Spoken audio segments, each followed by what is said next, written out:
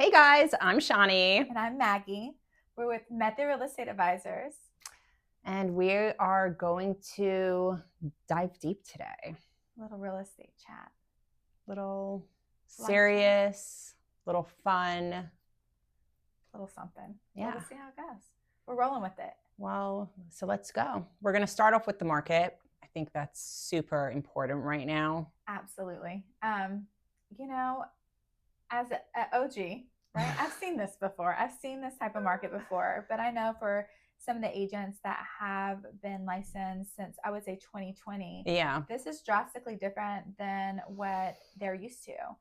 And I feel like every time we feel like we can catch a breath and we're going to see the light shine, we get another turn. Yeah. I don't think there is catching your breath in Yeah, real estate. it's Maybe a little week here, a month there, but it has to be intentional, yeah. right?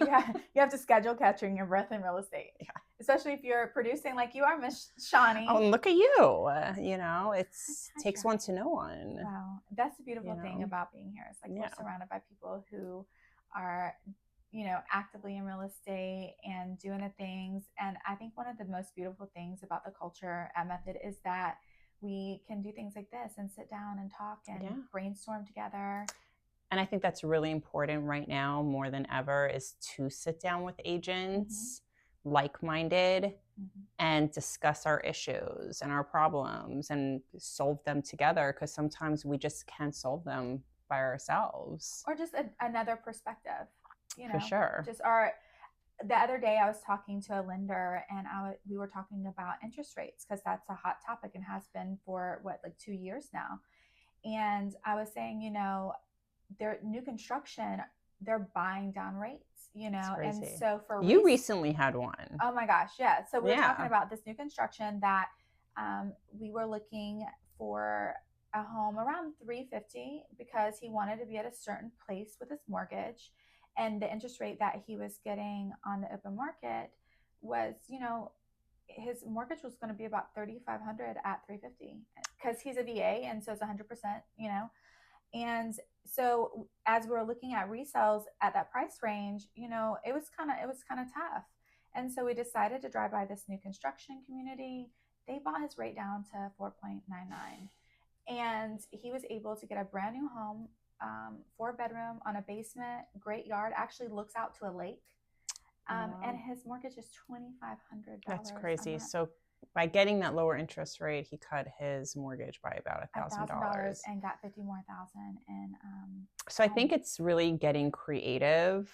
I mean, some people are, I would say for the most part, everyone's looking at resales. Yeah. You have a smaller portion You looking have at new Yeah, because construction. you have less new construction Yeah. available. But what I was talking to this lender about was like, how does that affect you guys? Like, is it harder because new construction's being so competitive? And she goes, Maggie, if you have a listing, it's just a mindset shift. You can do the same thing the builder's doing, and instead of doing a price reduction, advertise a buy down. And that's why it is important. And I know that it was just a reminder, right? It's important to talk to people in the industry and just Yeah. re-inspire your creativity because we don't have all the answers, but we can surround Yeah. ourselves by people who have different But answers. this is not a new phenomenon with Mm-mm. these interest rates. I mean, back when the interest rates were, I remember they hit like 8%. And That's we when I had thought, to refinance my house, was at 8%. But I got with a lender who was creative, and I'm in like high fives. and it's all about knowing the right people. Knowing the right So if you people. have the right agent who has their connections, Exactly. you can possibly get a sweet deal. Absolutely. I tell people you should talk to multiple lenders. I literally, when I was refinancing my house, had 3 different lenders Yeah. run my numbers. And I was like, guys, I love you all, but I truly have to do what's best for me, as everyone should.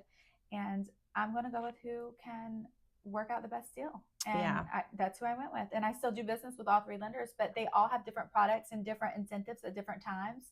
And, that's why it's important to know who you're working with. And you would think that through the years, buyers would like catch on to that, but I'm still meeting buyers who are finding their agents like online by just like a click, which is totally fine. Yeah. But then it stops right there, Mm-hmm. and they don't shop around, like you do with lenders. I also think it's great to shop around with agents, especially when you're Absolutely. selling your house. I mean, Oh, on both ways, but the selling, of course. And I'm seeing a lot of that too. well, I think it's important to go with someone, one, that has experience, that has the drive, that is going to be a good fit personality wise. Yeah. I think that's a huge thing. I was thinking about this morning as I was getting ready, was how important it is to be yourself.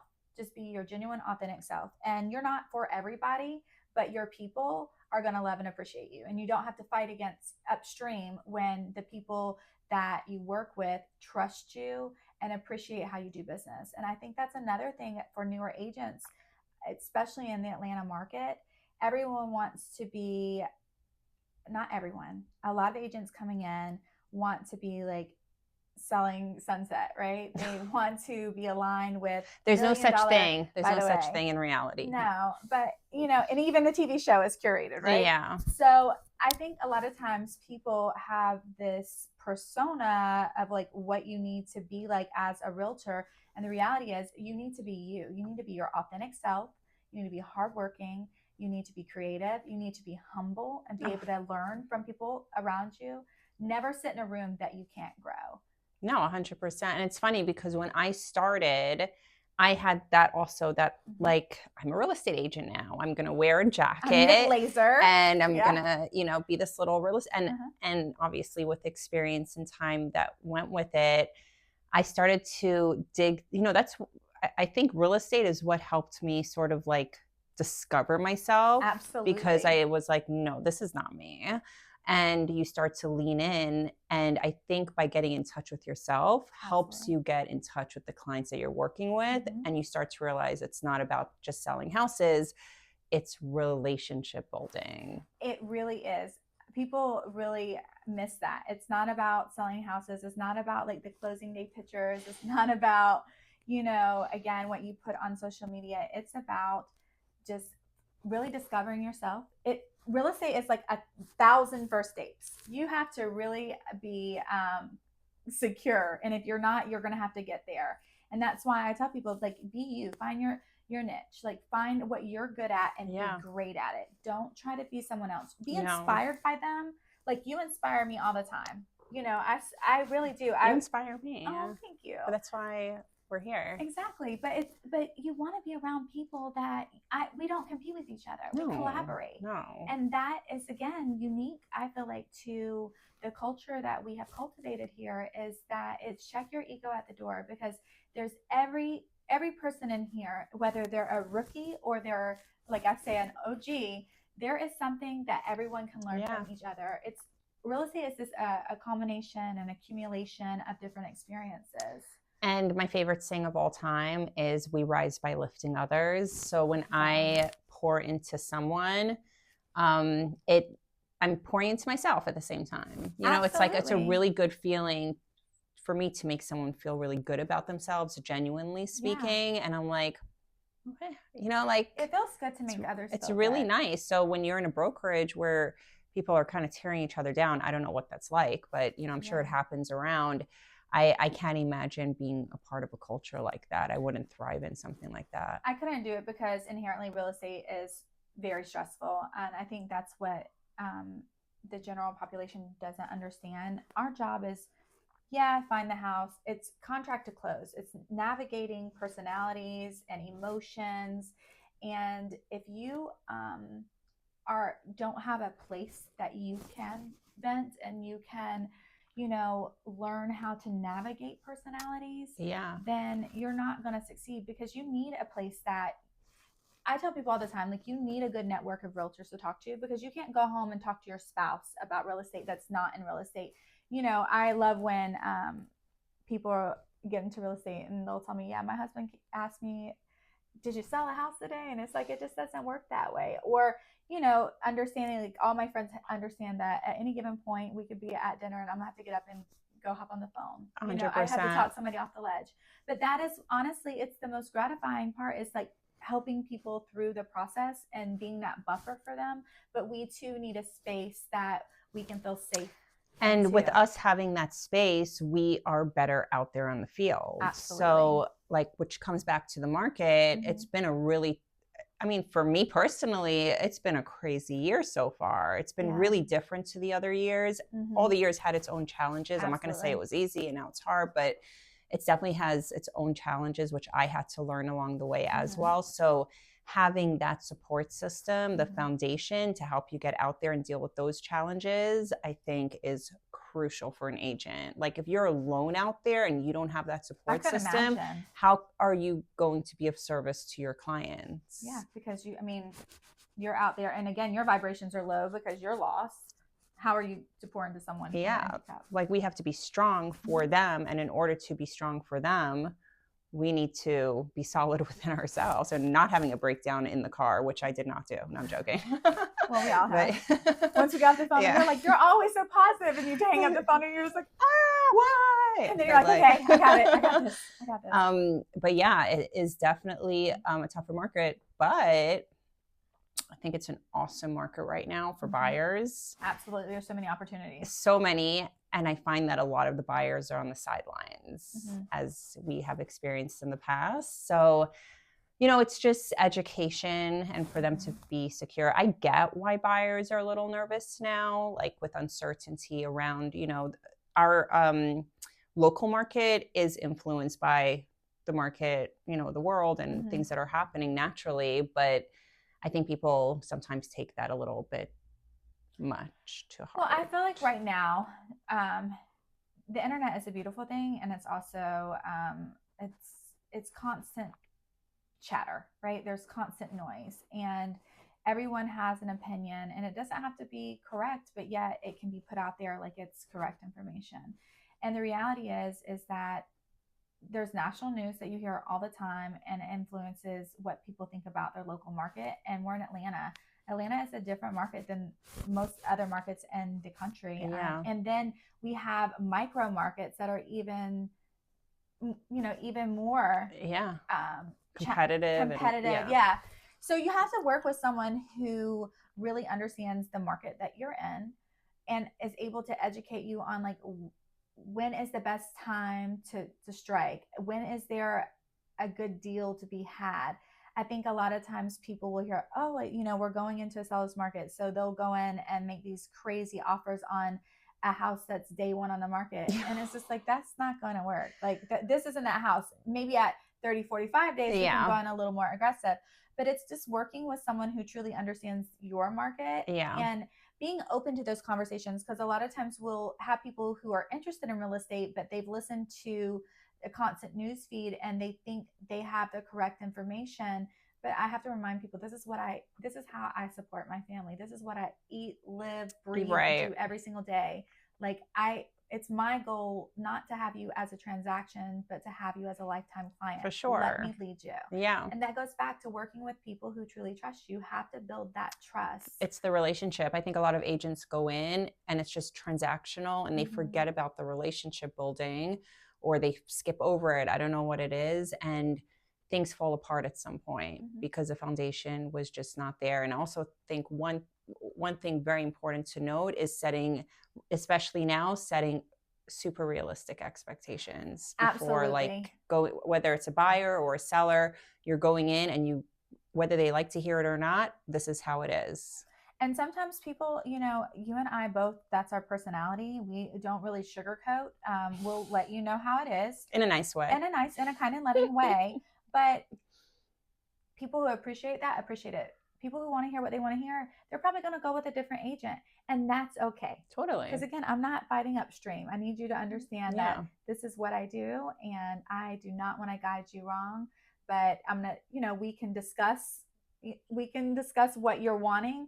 But I want you to have a realistic picture of what the reality is. Yeah, like we are rooting for you. Yeah, we want you to win. Maximize. We want you to be happy and have a beautiful life with your family. There's nothing more joyful to me than, like, I've got a client now. I sold them a house, I think 2 or 3 years ago, and they just had their second baby. You know, and it's just so beautiful. And I see the pictures of them in the house, and I'm like, this is what they wanted from day one. They wanted to get married and have a family. And now I'm like literally seeing this all play out in And real help time. them find the place that And they're raising it's them. just like so beautiful. So Yeah. I think just getting more personal with the transactions, you're not just, I mean, being a genuine person, but you're doing them a huge service by building that relationship. Well, and again, it's about being grateful for being a part of their journey as well. Like you were saying, like this was their goal and you're watching it unfold and you are a part of helping them find the place that they're building their family. And that's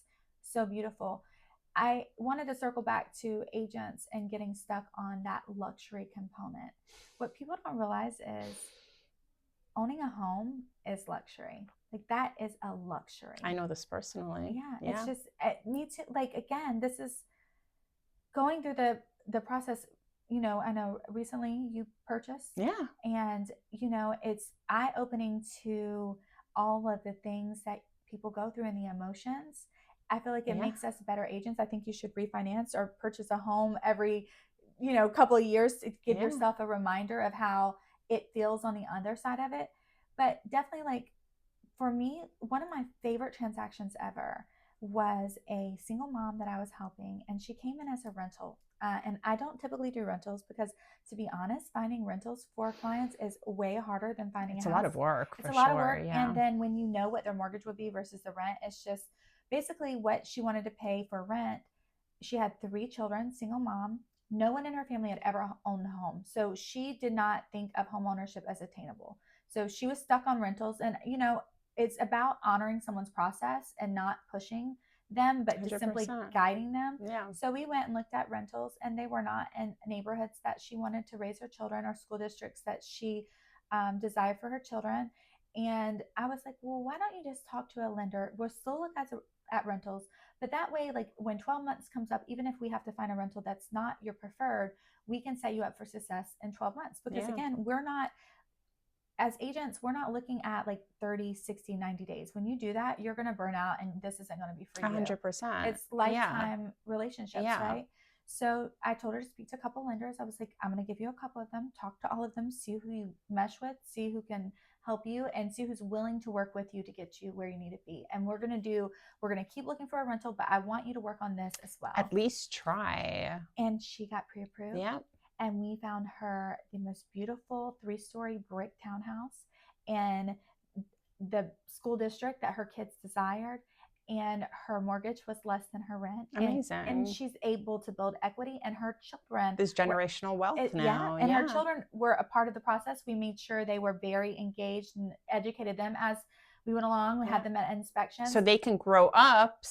And it's obtainable saying for that them. I can do this. Mom did it. I can do it. Absolutely. I grew up differently. Right. I grew up in a renting all of my life. Same. We were apartment kids. That was that. It was New York, and then even coming here, and I thought never. I mean, I thought coming to Atlanta I would have a better opportunity to buy a house, and then I was also a very scared buyer to get approved because I've had some stuff in the past, and I'm like, nerve-wracking. It's really, really nerve-wracking when I talk to my clients. I know the feeling. I was there, and I'm like, just do it. Even if you don't get approved, at least you'll have guidance from the lender to tell you what you need to do, which literally happened to me. Like I was 2 years out before I purchased my home. Yeah. And honestly, I didn't get approved. I had stuff going on. I was 1099, lots of complications. But they guided you to get you. Told me what I needed to do.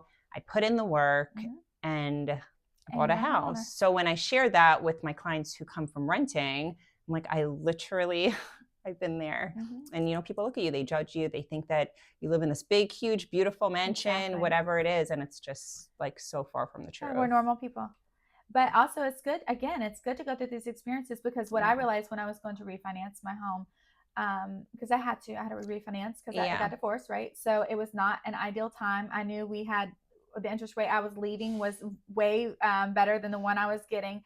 And again, especially being a 1099, recently being a single mom, a one income household, even though I do well, it was that anxiety of rejection. Of course. And I think that's what holds so many people back. And it's like, just jump, just do it, just have the conversation. And the reality is that's why finding these click and go mortgage companies you're not going to get the same level of service as you do with a local lender. These Yeah. local lenders are going to hold your hand and work with you until you are ready. Like you said, it took you 2 years. Yeah. And unfortunately, some of those internet lenders, they'll actually send you a pre-approval And it's not. and you're actually not approved. So they just kind of wheel you in that way. And I think it's even worse to get accepted and then rejected. I'd rather get rejected, and then not know what I need to do. Yeah, like then not get have your hopes up. So I think that is horrible. So yeah, like you said, going through private lenders and different just do it again. Getting a good agent, because most agents have their amazing lenders. Exactly. Why are they still using their lenders? Because it got them to the closing table. And Otherwise, we typically have multiple lenders that can help in different situations. Yeah. But that's, again, part of navigating this market that we're talking about, that it's a little more challenging. I would say just because the interest rates. Now, what we are seeing is that there are great deals to be had. I felt like during COVID, that was challenging because I felt like for our local market, it was hard for people that lived in Georgia that was like moving locally, unless you had a lot of equity in your home, like as a first-time home buyer, because we had so many people coming from all over the country, inflating prices and being able to sell their homes there and coming with cash to close gaps. To me, that was hard on my spirit. I know a lot of people sold a ton of real estate, but it was just that, are going in and not being able to get an inspection, having to waive like everything. So right now, as a buyer, you have more power. You can go out and you don't have to pick the first home. You can look for a while.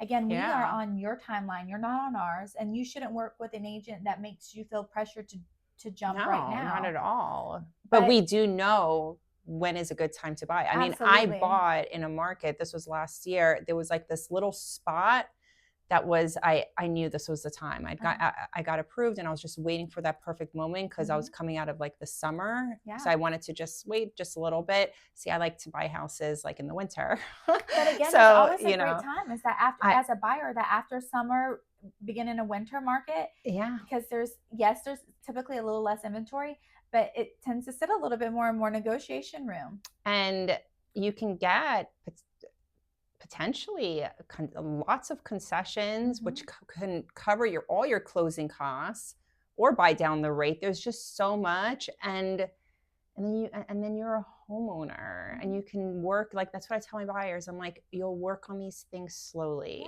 You don't like the paint, take a night out, paint. I mean, I painted half my house by myself. It was so fun. Your house, the things you did to your house is so beautiful. Yeah. And then it's your energy in that home. Like, you're putting your spin on it. Even if you buy a new construction, it's, it's a box. Like, you know what I mean? It's just, having the ability to go in and make it your home is awesome. And you can't do that in a rental. Well, and also when we're talking about interest rates, let's talk about interest rates. Yeah. Even if they are 20%, renting is 100% interest rate with no return. You're not building equity. Yeah. You're probably losing a deposit, especially if you like to paint. So I think a lot of times people, they don't look past their nose and they're like, well, I'm going to wait the market out. I'm going to sit here and rent. And I'm like, you're literally driving down the road, tossing money out the window. You're not building anything. But a lot of renters that I spoke to, of course, one being myself, they like to rent because they would say, well, I don't have to take care of anything in the house, But the thing is, it's not like they're coming and getting fixed right away. But the biggest part for me is that you can get a notice at any point that it's time to go. Your landlord can say it's time to go. You got 30 days, 60 days, whatever it is. Also, if you run into any sort of like job challenges and stuff, when you have a mortgage, they're going to work with you. A landlord is not working with you. A mortgage company, a bank, they want to work with you. They don't want you to foreclose. That 100%. They don't want that on their books.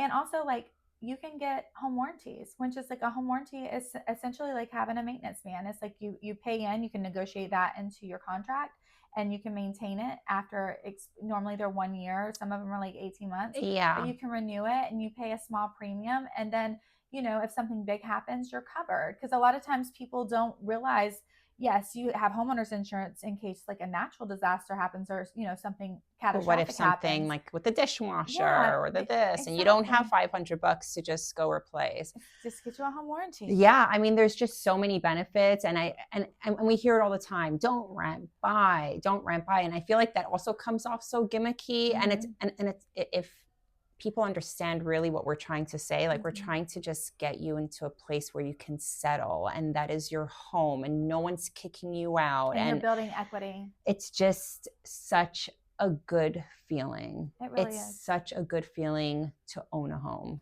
When you work hard, right? We all work so hard, and we are able to drive up to something that is ours.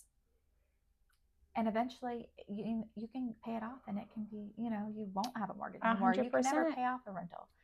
And again, if lifestyles are different, like if you're transient and you move all the time, and that's, maybe renting is for you, or maybe buying an investment property everywhere you land and being Yeah. able to, it's just according to your situation. I love seeing especially younger women right now building their portfolios. For a long time, women waited until they got married. It's like, okay, I'm going to get married, Do the thing. and Yeah. then buy a house. I see so many women in their 20s, buying a house and then coming back and buying an investment property, and then that's theirs. That's Yeah. their nest egg. I preach to my daughters and my sons that, you know what, you go ahead and invest in real estate, because relationships, sometimes things change. Yeah.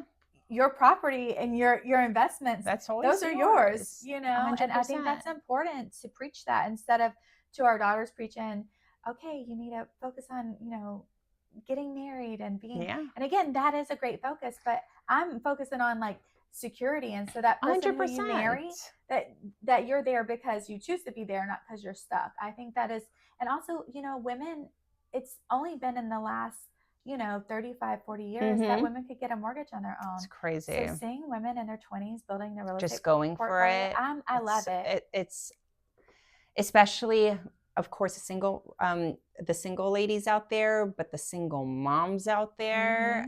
I mean, I've helped so many of them, and let me tell you, I don't get emotional. Oh, honey, but in those transactions, I was like, okay, I feel the frog, just like, yeah, breathe. We're not going to break down right now, but definitely very, very emotional to see that. Like, very proud of them. Yeah, because again, it's just that realization that you got this, and you're showing your kids like you got this. And again, not to cut the men out. Like, I have so many young men that approach me about learning about real estate, and that are looking into investing. And there's a house I sold in East Point, and the young man was 23 years old, and this was his third home. And I was literally, me and my seller, we were so much more willing to do things for him rather than like an investment corporation, because like, how awesome is that you are 23 years old, he had gotten an inheritance, and he invested in real estate. And so smart. I was just like, you're brilliant. You're not going to blow it on some car that's car gonna like lose value the minute you drive out of there. But I love that. And I think like all these beautiful stories tie together with where we are right now in the market. People can get scared, or you can lean in and take advantage. And, sellers are also not in a bad position. No. People are saying, oh my gosh, it's such a bad time to sell. I mean, obviously, if you don't have any equity in your home and you're going to take a loss on the home, then sure, it's not a great time to sell. But if you're sitting with equity and you need to go, there's buyers out there. It's a great time to level up. So if you have equity in your home, yeah, you are able to still monetize on your home. Oh my gosh, excuse me. You're able to monetize on your home and still be able to negotiate on your purchase. Yeah. Like back in 2020, yeah, you can monetize from your home, but you were going all in on your purchase. Right now, if you have equity, monetize, have a good strategy, and then move up to your next home, and you're able to like still negotiate there. I think that's another thing. You and I were talking about this the other day. It's like, you can't have your cake and eat it too.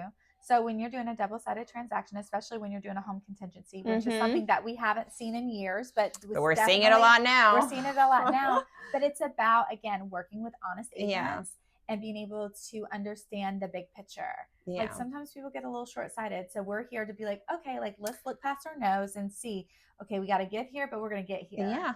And I people ask me all the time, of course, like, what do you think of the market? And, I go into detail, but really my one-liner to start off with, and this is my opinion, I think we're in the balance. We're in the big balance right now. Like 2020 and 2021, 2022, I think with interest rates going that low, it couldn't have just like low and then and then everything's fine. Yeah. So we had to go through this like little repair area, but that's where we are. And I think it's great. Like, I don't think it's a bad thing. I like where neutral markets. Like where we are right now. Yeah, this is honestly, mind you, who doesn't like to have a listing that sells the first weekend, right?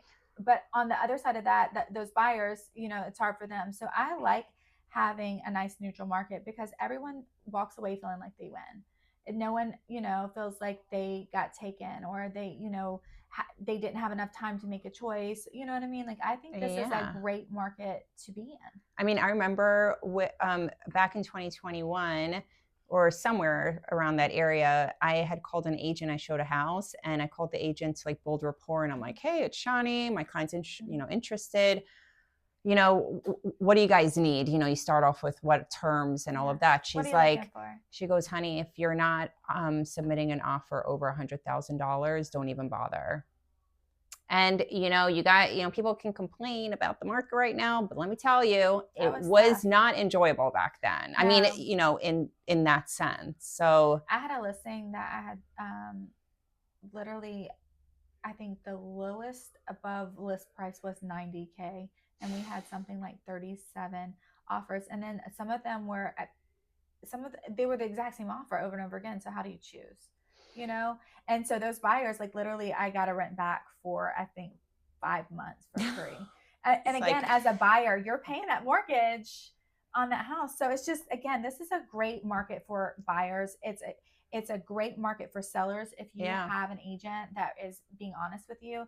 The worst thing is like when I see a house that's overpriced and it sits on the market and they don't know what to do. And it's because the agent didn't have the courage to give them the reality and like, this is what needs to be repaired. Exactly. This is where the price needs to be. This is what I'm going to do. And if we do all these things, we'll be good. The likelihood is that the house will sell sooner rather than later. I'm not going to say it's going to sell in the first weekend, but it will sell. It shouldn't sit for a long time. And then divine timing. I believe in divine timing too. I believe that, you know, the right buyer will come, you know, and again, with pricing, people are willing, you know, I think that's another conversation of like how sellers are like, well, I just think the house is worth more. A house is worth what a buyer is willing to pay for it. 100%. So you should price smart. And if the house is truly worth more, it will sell for more. And perhaps it is worth more. I've run CMAs where I did run a number that was higher than I suggested, because and I do feel in a different market it probably would have sold for that price, but we have to move with the market and that's it. So should you wait for next year to sell your home? You can. We don't know what that market's going to look like. So it's, again, taking a risk and a chance. It could be great. I hope it is great. Yeah. You know, and if it's not, then you adjust and you do that. So is there a perfect time? It's the time when you want to move. Yeah, it's the timing. It's when you need to leave. A lot of times with sellers, it's really about like, is there a house out there that makes you want to put your house on the market? Is there a new job opportunity? Is there growth that's happening within your growth, or, you know, or the opposite happening in your home? Like, you know, it's really about what our clients need at that time. Yeah. So I don't think there is like one big answer to the market and where we are. I just think that every situation's different and you need guidance. I don't think you can wing it without an agent right now. I mean, in my opinion anyways. I wouldn't advise it. Yeah. I mean, and again, as a seller, you should always be represented, because I think it was something like 86% of real estate lawsuits are for sale by owners. It's because you just don't know. People don't realize what we actually do. So being represented is very important. And as a buyer, you know, there's people who are like, no, I just want to work directly with a seller. So you want to not, your biggest investment that you will probably ever make, your biggest purchase, you just want to go wing it, you know, like. And I've seen it recently not go very well. Even with new construction, and what people think, they think, oh, I'm going to go in and not have an agent and be able to negotiate that off. That's not how that works. So be represented. Again, that home that we just recently got, the new construction, we got a buy down, we got blinds, we got a garage door opener. It's like, did it come with a horse, like a stallion in the backyard? We got the lake view. You know, we had all the appliances, including the refrigerator and washer and dryer. Beautiful. So it's just like, work with someone who knows how to negotiate in any sort of transaction. Yeah. And to lighten things up a little bit, Okay, let's I got a little power, what is it, fire round of questions. Fun. Okay, let me get. Do you want to divide them? Let's do it. Yeah. Okay, so let's do it. These are just random questions that I pulled for, here, let me mix them up. I got 4 for Maggie. I love it. Oh, these are pretty. Yeah. All right. Are we going? Am I going first? Go first. Well, this will be fun because I'm dyslexic, so we'll see how this goes. Okay. Oh, I like this one. Shawnee, if you had a superpower to help you sell homes, what would it be? Okay. I know this one. It would be to be what is it? To morph into like multiples. So I can like be in a few places at once. What is it? When I don't know what the word is. I know what you're. I've seen it in the movies. We're both blonde. By choice, not by nature. Yeah.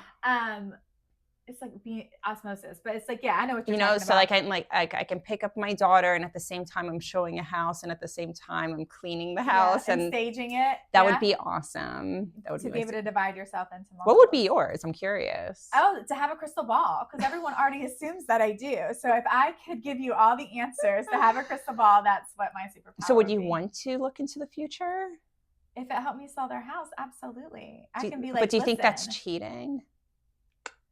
No. Okay. I think it's a gift. Next question. Okay. One myth in real estate you wish people would stop believing. Oh my gosh. This one's hard because there's a good amount of them. I wish that people thought that I'm going to say on the agent perspective, because, as a team lead and hiring agents and mentoring agents and training agents, is that nothing happens overnight, and that there is a lot of work and effort and, blood, sweat, tears, gasoline, and rubber that goes into being successful, so that it's not instant, and to be patient because it pays off.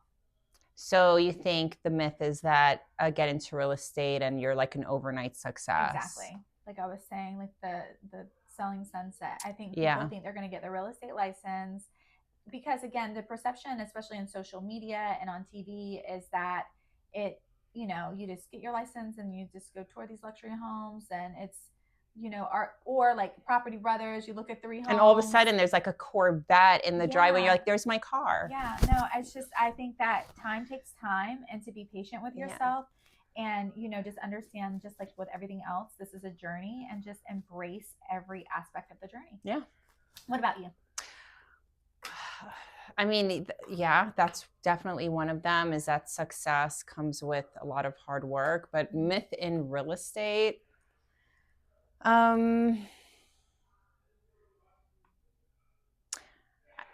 mean, it's that things are so easy. I think there's a huge expectation, and even not even with agents, I think buyers and sellers, they think that everything's just like boom, boom, boom. And it's just, they don't see the hard work that goes behind everything that's being done.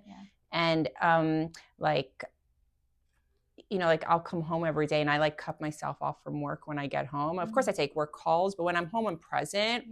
And even if I had like a terrible day, I'll come home with a big smile and like, hey everyone, like what's for dinner tonight? And like, you just don't know. And I guess that is something that's kind of on us, because we don't like share that with other people. But I think it's just being open-minded to knowing that there is behind the scenes when everything's going on. I think that's a good one. Do you want to go first? No, I just asked you that. Oh yeah. Oh Lord. What's the funniest thing you accidentally said at a showing? And by the way, I wrote the questions. I didn't prepare for them. Okay. So I just want to make that super clear. Okay. What's one of the funniest things that's ever happened to me? What is the funniest thing you accidentally said at a showing? Said at a showing. I told a client I loved them by accident. Like when we were leaving the showing, he was like, bye. And I'm like, bye, I love you. And I was like, why? Why would you say that? Why would you That is so say funny that? because I tell my clients I love them all the time. I know, but I don't. I don't tell my clients. I tell the lady at the sandwich shop I love her. Like I just love people. That's funny. So that was like embarrassing, and he did not say I love you back. No. So that was that. Yeah, I just got in my car and I'm like, it's what I do that on the phone too. Do you do it on the phone? And it doesn't happen. Does it happen to you? No. Oh my gosh, I tell people I love them all the time, and sometimes I don't love them. Yeah, and it's so that's yeah. What about you? Oh gosh, I'm trying to see what's appropriate. Because if you know me in real life, I literally just say what I think. I was showing this older couple, much older couple, a home, and it was a beautiful 55 and up community, and they had this gorgeous big walk-in shower, and we're all in there and they're like, this is beautiful. I said, yeah, you really could do some things in here. And they both looked at me. I said, come on guys, y'all been married forever. And was there still no chuckle? No, they laughed. Okay. They just thought I was. It's the worst when it's the silence. It's like continues. But they definitely did look at each other, and then I was like, "Oh God!" And then we had a good laugh. But it was definitely a party shower. Yeah, it was. I've seen those before. They are fun. They are fun. Okay, if you weren't in real estate, what job would you have? Would you like to have? I would like to have. Okay, because I really can't imagine not being in real estate. Like I love what I do. But when I retire from real estate, because I intend to eventually, give the reins over to my children or my team or whatever, I literally just would love to have like a healing retreat to do like just different, yoga retreats and like Reiki retreats. I love that. I just really want to live my best hippie, earthy self. I love that. And it's a reflection of you. So it's not like, if you would have said like something far out, I would have been like, really? I'm a NASCAR driver. No, I want to do something with, my spirituality and growth there. And just, I already do a lot of that. Yeah. I definitely want to transition into that. That would be awesome. Barefoot hippie self. What about you, babe? Well, it's funny that you said that because I would probably be a therapist. You would be really good at that because it would transition nicely. Yeah, and it's funny because I think real estate agents of some, are naturally kind of that.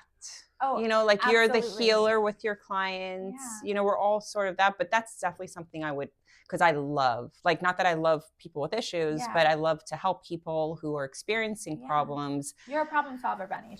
Try to like I get a lot of gratification when there is a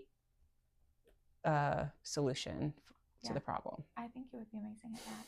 And really, there is an ongoing joke that we're either overpaid or underpaid therapists. In real estate. That's really what we do. Oh Lord, this one I don't know if I can answer this one. We're just gonna leave this one to you. I've had some crazy open house ones. Okay. What's the craziest thing you've seen at an open house? So a guy sleeping on the couch. I don't know who it was. Like, it was open house you walked into? I walked into an open house and there was someone literally snoring on the couch. That's wild. And I was just like, sorry, I don't know if they heard me on the microphone. I stopped mid, but but that would be one of the craziest things I've seen. Yeah, I've had some crazy open house stories, but I don't want to traumatize people. We can skip. Yep. Biggest pet peeve during showings? Negativity. Okay. Again, I'm a solution finder because, there are times that, don't get me wrong, when I'm a straightforward girl, right? Yeah. I am like, if this is not going to work, let's go on to the next one. But if someone is constantly negative, and that's me in life in general, I like to, let's look at what the potential is and does this work for you or not? So negativity across the board would probably be my biggest pet peeve. I like optimism. No, for sure. And even if you don't like the house, you can just be like, it's not for us. Yeah. Whatever. Or be funny about it. Yeah. Like, I mean, we have crack. So, I have 4 kids and my 3 little kids, my oldest is a licensed realtor and my 3 little ones have literally grown up in real estate. And there are times they come along. And my Izzy, when she was younger, Izzy has autism, so her bluntness comes naturally and then has a little pizzazzle on it. And we were showing houses, and it was some clients that love my kids. They wanted them to come along. I mean, I don't bring them along very often, but they would Life ask happens, for them to come. Yeah. And my Isabel is just so blunt. And she was walking through the house and just saying, you know, do these people know how to clean? Why does the carpet look like this? Oh my God, what is that smell? And you're like, and I'm going, Isabel, we don't have to be that honest. She's like, Mom, they don't want to live here. And I was just like, oh my God, you're not coming next time. So but kids are so honest. That's why we love them. Honest. They give like the things that my daughter says to me. I'm like, okay, that hurt. That one hurt. I'm not going to lie, but you know what? I would rather the hurtful honesty than the, you know, lies that make you feel good, I suppose. And again, it's like they are so honest. So when it's good, they'll tell you that too. That's it. I had some clients that Smith came with me on one of the showings just because it just happened that way. Yeah. And they literally requested him to come to all the showings because the girlfriend, well, the fiance loved him so much. And I had to check him out of school for the closing because they wanted him to be at the closing. That is so too. sweet. And I was just like, but that's so beautiful. Yeah. I love that. So, yeah. All right. Are you a morning person or a night owl? Both. I always say that I'll sleep when I'm dead. I have like my 7 hours. Yeah, I have my 7 hours at night that I need, and I go to bed. You know, I'm up late. I'm up at the crack of dawn, and I'm just happy to be alive. Amen. You know. Amen to that. What about you? Okay, so I'm not a morning person. Okay. We do not talk in my house until we've all been up for about an hour. Okay. You need to like ease into the morning. I need to ease into the morning. I've learned to not take calls until 9 a.m. because I used to wake up and open my email and just get into it. Yeah, and I would be so stressed before my day even started. So I have like my rituals that I do in the morning. Like, I have to, take some time, stretch, breathe, center myself, and that's how I have to start. So I definitely wish that I woke up like ready to go. I'm a slow starter. I would say I'm a midday person. Okay.